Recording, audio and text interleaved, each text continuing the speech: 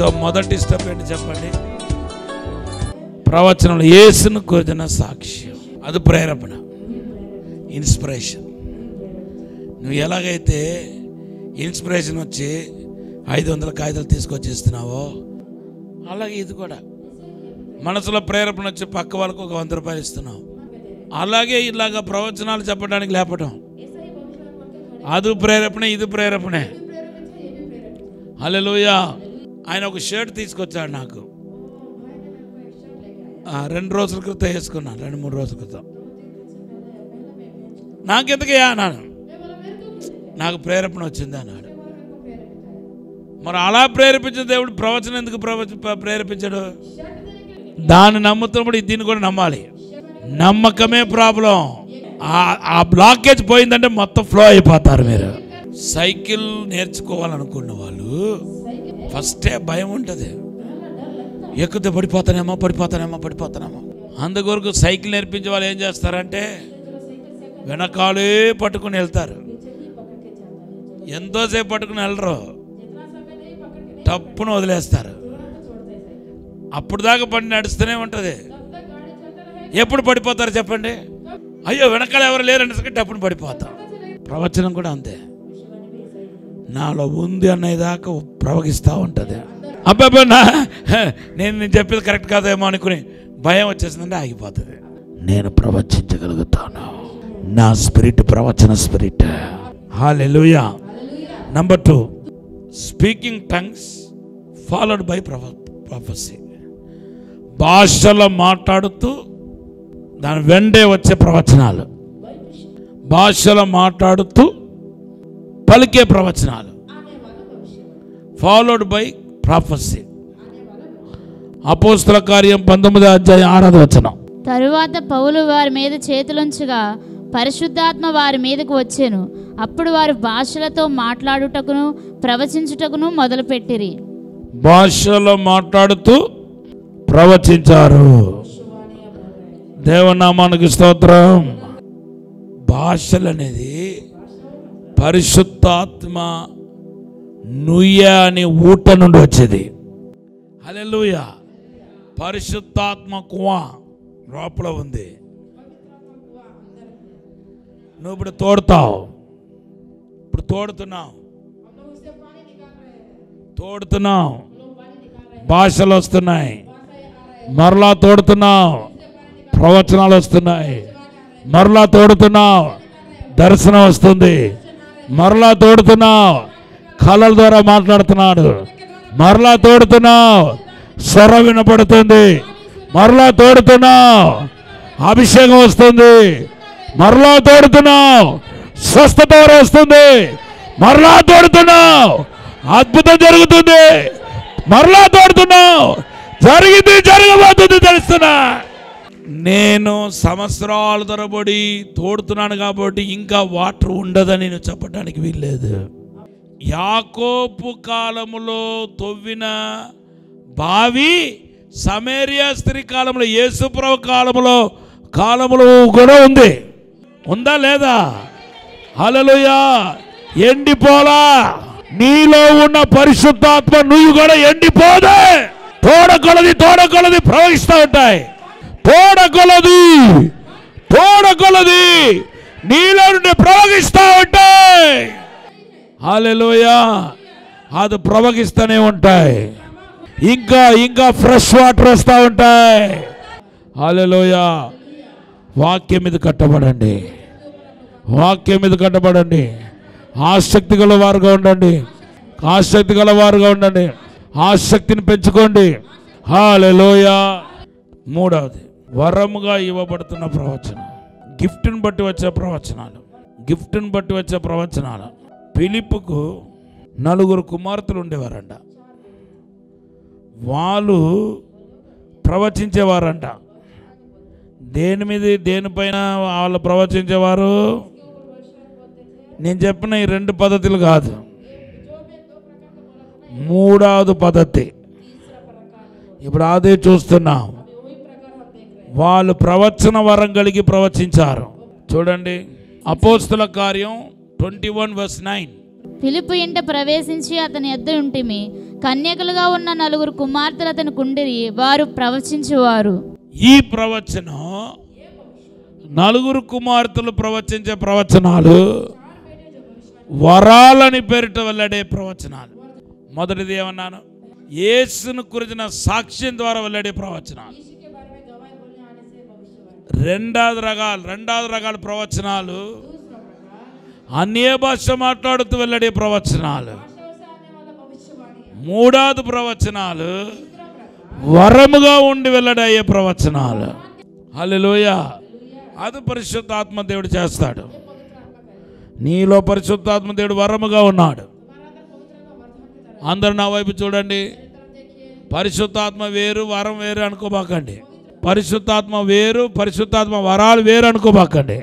పరిశుద్ధాత్ముడే వరాలు, వరాలే పరిశుద్ధాత్ముడు. అపోస్తల కార్య 2:38 ద్వారా మనం ఈ సత్యాన్ని క్లియర్ చేసుకోవచ్చు. ఇద్దరు మీరు మారు మనసు పొంది పాపక్షమాపణ నిమిత్తం ప్రతివాడు యేసుక్రీస్తు నామమున బాప్తీసం పొందుడి, అప్పుడు మీరు పరిశుద్ధాత్మ అను వరం పొందుతారు. పరిశుద్ధాత్మ అనే వరం పొందుతారు. హల్లెలూయా. పరిశుద్ధాత్మ అంటేనే వరం అని పేరు. 9 వరాలకు పేరేంటి చెప్పండి, మారు పేరేంటి చెప్పండి. వరాలు వేరు, ఆత్మ వేరు కాదు. ఆత్మయే వరాలు, వరాలే ఆత్మ. Holy spirit is a gift is a holy spirit. నీలో పరిశుద్ధాత్మ దేవుడు ఉంటే ఆయన నిద్రపోడు. నిద్రలో కూడా నీకు ఎందుకు దర్శనం వస్తుంది, కళలు వస్తున్నాయి? పరిశుద్ధాత్మ దేవుడు కొనుగోడు, నిద్రపోడు కాబట్టి నీ కళలో కూడా ఆయన మాట్లాడుతున్నాడు. ఎందుకంటే మనం నిద్రపోయినా ఆయన నిద్రపోడు, ఆయన కొనుగోడు నిద్రపోడు.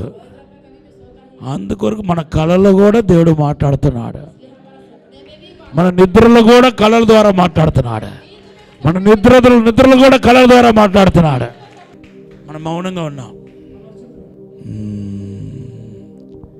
ఇప్పుడు లోపల పిక్చర్ కనపడుతుంది.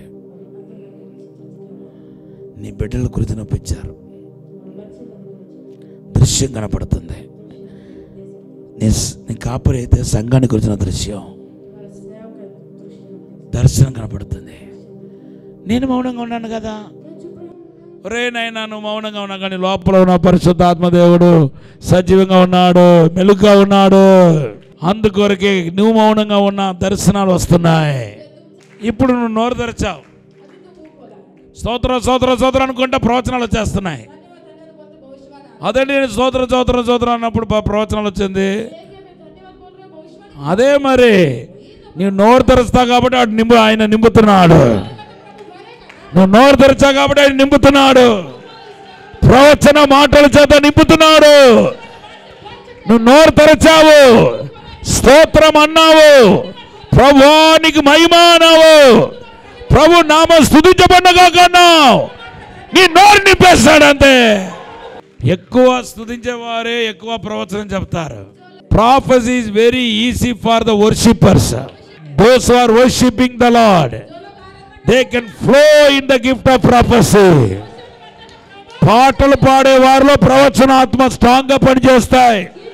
కారణం ఏంటి చెప్పనా? ఎందుకంటే ఆయన స్తుతుల మధ్యలో ఆసనుడైన దేవుడు. ఇంకొకటి కూడా ఉంది. నీ మనసు నిండా పెంట తెచ్చి పెట్టుకున్నావు అనుకో, ఇప్పుడు ఎక్కడో వచ్చి సింహాసనాలు వేయాలి. పాటలు పాడుతున్నావు, హల్లెలూయా, స్తుతి చేస్తున్నావు, కానీ ప్రభు వచ్చి ఆసీనుడు అవటానికి ప్లేస్ లేదు. ఎందుకు? మైండ్ అంతా కచ్చడా. కాబట్టి మైండ్ ఎప్పుడు ఫ్రీగా ఉండాలి. అప్పుడు ఆరాధన. పరిశుద్ధాత్మ దేవుడు నీ హృదయాన్ని సింహాసనంగా చేసుకుంటాడు. ప్రవచనం వచ్చేస్తాయి, కానీ కచ్చడా ఉంటే మాత్రం కుదరదు. ఫాస్టింగ్ ఉన్నా రాదు. దొరులుతా రాదు. నీ మనసులో ఉన్నదంతా ఫ్రీ చేసుకుని, ఇది ఒక్కటే బేసిక్. నీ మనసు ఫ్రీగా ఉండాలి. లేనిపోని చెత్తలని మన మైండ్లో పెట్టుకోకూడదు. కొంచెంమంది మనస్సు ఎవడెవడు లవ్ స్టోరీ కలిగి ఉన్నాడో ఆడి దగ్గరికి వెళ్ళటం, ఆ స్టోరీ అంతా వినటం, ఇదే పని. ఆ మనిషి ఒక లవ్ ఫెయిలియర్, మరలా ఎవడెవడికైతే లవ్ ఉన్నాయో, లవ్ స్టోరీస్ ఉన్నాయో ఆడి దగ్గరికి వెళ్ళటం, ఆ స్టోరీలన్నీ వినటం, ఇవన్నీ బుర్రకెక్కించుకోవటం. ఇప్పుడు ప్రవచనం రాదు, దెయ్యాలు వస్తాయి. నీ కనపడదంతా దెయ్యాలే. ఒకసారేమో కళ్ళు మూసుకున్నప్పుడు ఈటి పడగా, ఒకసారేమో కోతి తరుముకొండ వచ్చినట్టుగా, ఒకసారేమో బాణాలు వేసినట్టుగా ఎవరో నన్ను తరుముకొండ వస్తున్నారు. గొంతు పిసికితే, కళ్ళలో గొంతు పిసికితే నాకు ఊపిరి ఆడట్లా. అది బయట నుండి వచ్చింది కాదు, లోపల నుండి వచ్చింది. ఎందుకయ్యా ఇతరుల గొడవలు మీకు? ఎవరైనా ఇటువంటి చెత్త పనికిమాలి మాటలు చెప్తే, బాబోయ్ వద్దండి బాబో, నీకు దండ పెడతాను, కావాలని నీకు 10 రూపాయలు చాక్లెట్ కొనిస్తాను, అవును పోరా బాబు, చలే జావ్, ఐ డోంట్ వాంట్. నాకు ఈ చెత్తలని చెప్పబాకు, ఈ పనికి మాలి మాటలని చెప్పబాకు. చెప్పేది నేను చెప్తున్నాను, వింటే ఓకే, వినకపోతే మీ ఇష్టం. నేను నాయకుడిగా ఉంటే అన్ని గొడవలు వినాలి వాస్తవానికి అయితే, ఎందుకంటే నేను ఆత్మీయ తండ్రిని. ఇక్కడ జరిగేది, బయట జరిగేది, చర్చలో జరిగేది, పోయేది వచ్చేది అంతా వినాలి. మ్యాక్సిమం నేను తప్పించుకుంటా. హల్లెలూయా. వింటే నాకే ప్రమాదం, కాబట్టి అస్సలు వినాల్సి వచ్చినా వినను. నాకు ఇష్టం ఉండదు, అసలు ఇతరుల గురించి మాట్లాడటమే ఇష్టం ఉండదు. ఇతరుల గురించి మాట్లాడే వాళ్ళని చూస్తే నాకు ఎంత కోపం వస్తుందండి, అంత కోపం వస్తుంది. ఏం కలిసి వస్తే ఇతరుల గురించి మాట్లాడాలి? ఏం కలిసి వస్తాయి? ఏం లాభం? ఎందుకు మాట్లాడాలి? ఎందుకు నోరు జారేసుకోవాలి? డిసిషన్ తీసుకోండి. ఒకే నుయ్యి నుండి 2 నీళ్ళు రావు, 2 టేస్ట్ కలిగిన నీళ్ళు రావు. ఇదైనా రావాలి, అదైనా రావాలి. ఇది నా మాట కాదు, బైబిల్లో పరిశుద్ధాత్మ దేవుడు రాసిన మాట. ఈరోజు డిసిషన్ తీసుకోండి. బాబోయ్ నేను ఎవరికి, నా గొడవ నేను ఎవరు కూడా నేను వినను, నాకు వద్దయ్యా బాబు, ఎవరి మాట నేను వినను, దేవుడితోనే మాట్లాడతా. నా బలహీనత నేను దేవుడితో చెప్పి సరి చేసుకుంటా. ఇంకొకటి చెప్పనా, మీ బలహీనతను ఇతరులు కూడా చెప్పకూడదు. వాళ్ళు ఏం చేస్తారు, 10 మందికి వెళ్ళి నీ గురించి చెడ్డగా చెప్తారు, కాబట్టి వాళ్ళకి చెప్పకూడదు. నీలో ఏమైనా బలహీనత ఉంటే జీసస్ దగ్గరికి వెళ్ళిపోవాలి, ఆయన పాదాలు పట్టుకోవాలి. ప్రభా నాలో కంటి చూపు సరిగా లేదు, మోగపు చూపు ఉంది, తరచుగా నేను శోధించబడుతున్నాను, నన్ను సేవ్ చేయండి అని ప్రభు దగ్గర అడగాల. లేదు ఎవరితో చెప్పాలనిపిస్తుంది, దేవుడి తర్వాత నెక్స్ట్ వ్యక్తి ఎవరంటే ఆత్మీయ తండ్రి. తండ్రి దగ్గరకు వచ్చి చెప్పాలి. ఆత్మీయ తండ్రి ఏం చేయాలి? ఒక దండోర తీసుకొచ్చి, పలానా సరోజా పాపములో ఉందంట, నాకు నిన్నే తెలిసింది అని చెప్పాలా? నీతిమంతుడు రహస్యాన్ని దాచిపెట్టుకుంటాడు. హల్లెలూయా. అతనే నీతిమంతుడు. నాకు అన్ని గొడవలు తెలిసిన అస్సలు బయట పెట్టను, వాళ్ళతో కూడా బయట పెట్టను, తెలియనట్టే మాట్లాడతా. డాడీకి తెలిసిందా తెలియలేదా అని కూడా తెలియదు, ఎప్పుడు లాగానే మాట్లాడతా. దేవుడు చెప్పమన్నప్పుడు, గద్దించినప్పుడు అప్పుడు మాట్లాడతా, అప్పుడు దాకా అస్సలు. హల్లెలూయా. తర్వాత ఇది 4వది కీర్తన 39:3, ఇర్మియా గ్రంథం 20:9. నా గుండె నాలో మండుచుండెను, నేను ధ్యానించుచుండగా మంట పుట్టెను, అప్పుడు నేను ఈ మాట నోరారా పలికితిని. Hallelujah. Meditating the prophecy will follow by after meditating the word of God. దేవుని యొక్క వాక్యం ధ్యానించటం బట్టి వచ్చే ప్రవచనాలు. మన వాక్యం ధ్యానం చేస్తా ఉంటే, దేవుని వాక్యం మెడిటేట్ చేస్తా ఉంటే, ఒక వ్యక్తిని చూడగానే ఒక ప్రవచనాలు వస్తాయి, ఒక వాగ్దానాలు చెప్పాలనిపిస్తాయి. ఆ వాగ్దానం ద్వారా ఆయన ఆశీర్వదించబడిపోతాడు. నేను వాక్యం మామూలుగా ధ్యానం చేస్తాను, సమయం దొరికినప్పుడు వాక్యం చదువుతా, వాక్యం లోపల ఉంటాయి. ఆ టైం వచ్చినప్పుడు నువ్వు చదివిన వాక్యంలో, నీ హృదయంలో ఉన్న వాక్యంలో ఒకటి తీసి అతనికి తగిలిస్తాడు, అది అతనికి ఆశీర్వాదం అయిపోతాయి. So the prophecy will follow by meditating the word of God. అలాగే ఇర్మియా 20:9 కూడా ఉన్నాయి. ఇది 4. 5 ఏంటంటే ఇన్స్పిరేషన్, ప్రేరేపణ. నీలో పరిశుద్ధాత్మ దేవుడు ఉన్నప్పుడు ప్రేరేపిస్తాడు. ప్రేరేపణ బట్టి వచ్చే ప్రవచనాలు, ఆత్మ చేత ప్రేరేపించబడటం. చూడండి, యేసు ప్రభు యూదయ అరణ్యానికి వెళ్ళమని పరిశుద్ధాత్మ చేత ప్రేరేపించబడ్డాడంట. మార్కు సువార్త 1:12. వెంటనే పరిశుద్ధాత్మ ఆయనను అరణ్యంలోనికి త్రోసుకుని పోయెను. ఆయన సాతాను చేత శోధింపబడుచు అరణ్యములో 40 దినములు అడవి మృగములతో కూడా నుండెను. మరియు దేవదూతలు ఆయనకు పరిచర్య చేయుచుండిరి. పరిశుద్ధాత్మతో ప్రేరేపించబడ్డాడంట. తెలుగు బైబిల్లో తోడుకుని పోయిన ఉంది కానీ inspired him, holy spirit inspired him to go to the wilderness for 40 days fasting. మన మనసులో ప్రేరేపణ వస్తూ ఉంటుంది. నీ ఆత్మ కూడా ప్రేరేపించే మనసు అనుభవం ఉంది. మన ఆత్మ, మన ఓన్ స్పిరిట్, దానికి ప్రేరేపించే కెపాసిటీ ఉంది. ఫర్ ఎగ్జాంపుల్, మార్కెట్కి వెళ్తున్నావు, బనానా అమ్ముతున్నారు. బనానా తినాలని మనసులో అనిపిస్తుంది, కొనుక్కుంటున్నావు, తింటున్నావు. అది నీ మనసు ప్రేరేపణ. అలాగే రోడ్లు వెళ్తా ఉన్నావు, బజ్జీ వాసన, వెంటనే తినాలని మనసు వాసన, ప్రేరేపణ వస్తుంది, కొనుక్కుంటున్నావు. నీ ఓన్ ప్రేరేపణ వస్తాయి. భక్తి విషయంలో కూడా అది ఒకవేళ వాక్యానుసారం అయితే నువ్వు చేసేయచ్చు. వాక్యానికి వ్యతిరేకంగా ఉందనుకో, చేయకూడదు. హల్లెలూయా. ఇప్పుడు ఇక్కడ వాక్యం చెప్తున్నాం, ఇక్కడ కూర్చోవాలా వద్దా, బయటికి వెళ్ళిపోవాలని ప్రేరేపణ, వెళ్ళిపోయారు. అది సైతాన్ ప్రేరేపణ. నీ మనసు చెడిపోయిందనుకో, మీ మనసు చెడిపోయిందనుకో, అప్పుడు సాతాను నీలోనికి వచ్చి ఎటువంటి చెడంతా చేస్తుందో సాతాను లేకుండానే నీ చెడిపోయిన మనసు సాతాను చేసే పని చేయగలుగుతాయి. ఇప్పుడు సాతాను ప్రేరేపణ వలన చేసే పొరపాటు ఉన్నాయి, తప్పులు ఉన్నాయి. ఒక మనిషి చెడిపోతే, ఒక మనిషి యొక్క మనసు చెడిపోతే, ఆ మనిషి యొక్క చెడిపోయిన మనసు సాతాను పట్టి ప్రేరేపించి చేసే తప్పని సాతాను సహాయం లేకుండానే ఈ చెడిపోయిన మనసు చేయగలుగుతాయి. అంటే చెడిపోయిన మనసు అంత శక్తివంతమైనది. సాతాను చేసే పని అన్నీ ఏది చేయగలుగుతాయి, సాతాను లేకుండానే చేయగలుగుతుంది. అందుకొరకు ఇప్పుడు వాక్యం చెప్తా ఉన్నాం. ఉదాహరణకి చెప్తాను, ఇద్దరు బయటికి వెళ్ళారు. ఇక్కడ వాక్యం చెప్తా ఉన్నాను, వాక్యం వినడానికి ఇష్టం లేదు, ఇద్దరు బయటికి వెళ్ళారు. ఇద్దరు ఎలా వెళ్ళారనుకుంటున్నారు? ఒకడేమో దురాత్మ ప్రేరేపించకుండానే వెళ్ళాడు, ఇంకొకడేమో దురాత్మ ప్రేరేపించబడి వెళ్ళాడు. వీళ్ళిద్దరు ఎందుకు వెళ్ళారు, ఎలా వెళ్ళారు? ఒకడేమో సాతాను ప్రేరేపించి తీసుకుపోయాడు, ఇంకొకరిని సాతాను ప్రేరేపించలా. మరి ఎలా బయటికి వెళ్ళాడు? చెడిపోయిన మనసు. సాతానుకు చోటు ఇవ్వకూడదు.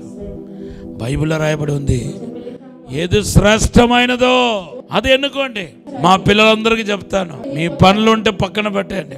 విన్న వాక్యమైనా వినలేని వాక్యమైనా, వాక్యం వచ్చినప్పుడు మన ఆత్మ బలపడతాయి, వినటం వలన విశ్వాసం కలుగుతాయి, వాక్యం వలన పరిశుద్ధపరుస్తాయి, వాక్యం వలన శుద్ధీకరించబడతాం. కాబట్టి వచ్చి కూర్చోండి. కొంతమంది ఏమో దురాత్మ రానికపోయి, కొంతమంది ఏమో చెడిపోయిన మనసు. హల్లెలూయా.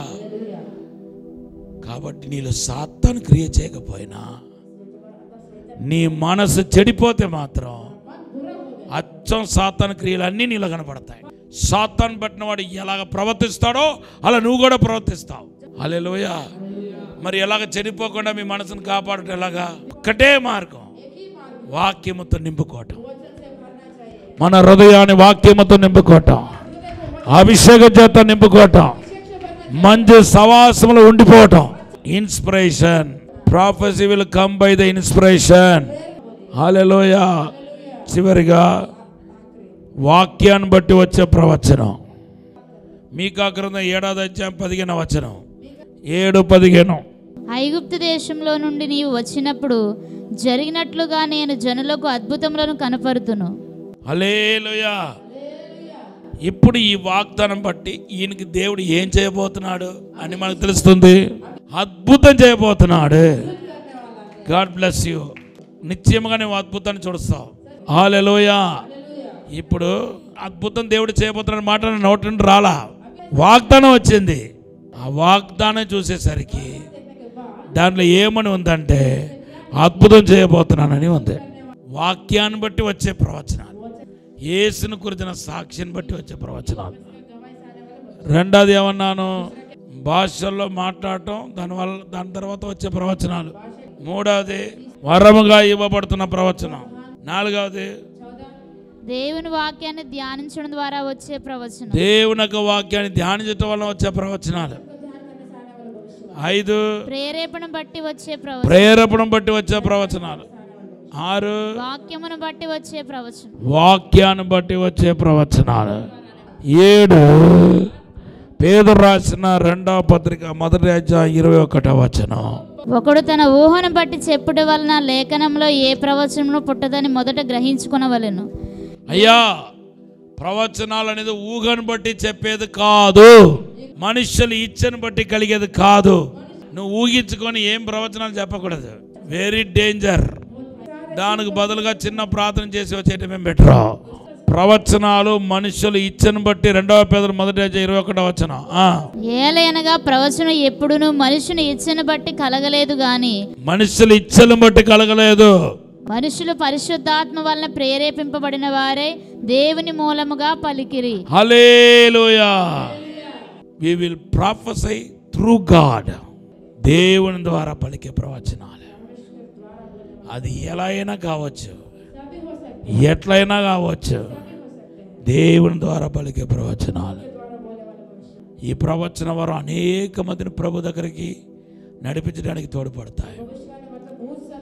ఒక్క ప్రవచన మాటలు కరెక్ట్గా చెప్తే చాలు, ప్రభుని నమ్ముకుంటారు. అనేక మంది విడుదల పొందుతారు, అనేక మంది స్వస్థ పొందుకుంటారు, అనేక మంది ఆశీర్వదించబడతారు. ఈ ప్రవచన వరం చాలా ప్రాముఖ్యం. పరిశుద్ధ పౌలు ఏమంటున్నాడు చూడండి ఈ ప్రవచన వరాన్ని గురించి. 1 కొరింథీ పత్రిక 14వ అధ్యాయం 1-2 వచనం. ప్రేమ కలిగి ఉండుటకు ప్రయాసపడుడి, ఆత్మ సంబంధమైన వరములను ఆసక్తితో అపేక్షించుడి. ఆత్మ సంబంధమైన వరాలన్నీ ఆసక్తితో అపేక్షించండి. విశేషముగా మీరు ప్రవచన వరమును అపేక్షించుడి. విశేషముగా ప్రేమ గురించి మాట్లాడుతున్నాడు. అది ఆత్మ ఫలాలు. ఆత్మ ఫలాలు ఏమనగా ప్రేమ. గలతీ పత్రిక 5:22. ప్రేమ గురించి ప్రయాసపడండి, ఆత్మ సంబంధమైన వరాలన్నిటిని అపేక్షించండి. మరీ విశేషముగా ప్రవచన వరం మీద మనసు పట్టాలి. అంటే ప్రేమ కంటే, వరాలన్నిటికంటే ప్రవచన వరం ముఖ్యం. ప్రవచన వరం ఎటువంటిదంటే, మన నదిలో నిలబడినాం అనుకోండి, నువ్వు ముందుకెళ్ళాలనుకుంటున్నావు, నిలబడితే చాలు ఆ నది అలాగ నేను కొట్టుకుండా తీసుకుని పోతాయి. ప్రవచన వరం కూడా అటువంటిదే. పరిశుద్ధాత్మ నదిలో నిలబడితే చాలు, అది అలాగే నిన్ను ఈడ్చుకుండా తీసుకెళ్తాయి, కొట్టుకుండా తీసుకుని వెళ్తాయి. అది ప్రవచన వరంలో ఉన్న ప్రత్యేకత. హల్లెలూయా. నీ పని అంతా ఏంటి తెలుసా?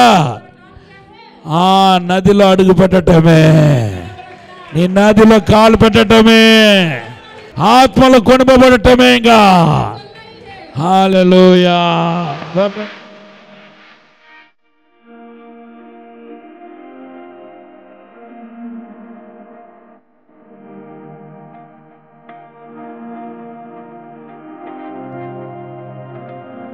పరిశుద్ధము నమ్మకమైన మా పరలోక తండ్రి, నీకు వందనాలు ప్రభువా. మా అతిక్రమాన్ని పాపాన్ని నీ రక్తములో కడిగి పరిశుద్ధపరచండి. ప్రాణాత్మ శరీరంలో ఉన్న ప్రతి పాపాన్ని కడగండి ప్రభా, శుద్ధీకరించండి ప్రభా. ప్రభా, ప్రవచన ఆత్మతో నింపండి, ప్రవచన వరాలతో నింపండి. ప్రతి ఒక్కరిలో ప్రవచన వరం యాక్టివేట్ అవునగాక. మా ఆత్మతోనైనా యాక్టివేట్ అవ్వండి ప్రభా. Connect with our spirit, Lord. Holy Spirit, connect with our spirit.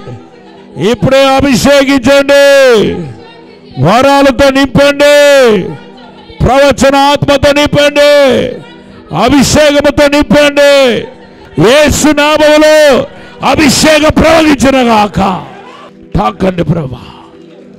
2 పాల ఆత్మతో నింపండి, 2 పాల అభిషేకముతో నింపండి. అందరూ ప్రవచనాత్మతో నింపబడాలి, అందరూ ప్రవచన వరముతో నింపబడాలి, ప్రవచన అగ్నితో నింపబడాలి, అభిషేకముతో నింపబడాలి. హృదయం మండించబడును గాక, హృదయం రగిలించబడిన గాక. తాకండి ప్రభా, యేసు నామములో అడిగి వేడుకుంటున్నాము తండ్రి. ఆమేన్. ఆమేన్. భీమవరంలో ఉజ్జీవ స్వస్థత కూడిక సెప్టెంబర్ 29వ తేదీన ఉదయం 10 గంటల నుండి ప్రారంభించబడును. ముఖ్య ప్రసంగికులు సిస్టర్ క్యాథరిన్ గారు, దహించు అగ్ని మినిస్ట్రీస్, రాజమహేంద్రవరం. రోగములతో ఉన్నారా? చేతబడి శక్తుల చేత పీడింపబడుతున్నారా? అప్పుల సమస్యలతో ఉన్నారా? ఈ కూడికలో మీ ప్రతి సమస్యకు ప్రార్థన చేయబడును. స్థలం శ్రీ సాహితీ ఫంక్షన్ హాల్, మార్కెట్ యార్డ్ ఎదురుగా, సబ్ రిజిస్టర్ ఆఫీస్ పక్కన, భీమవరం.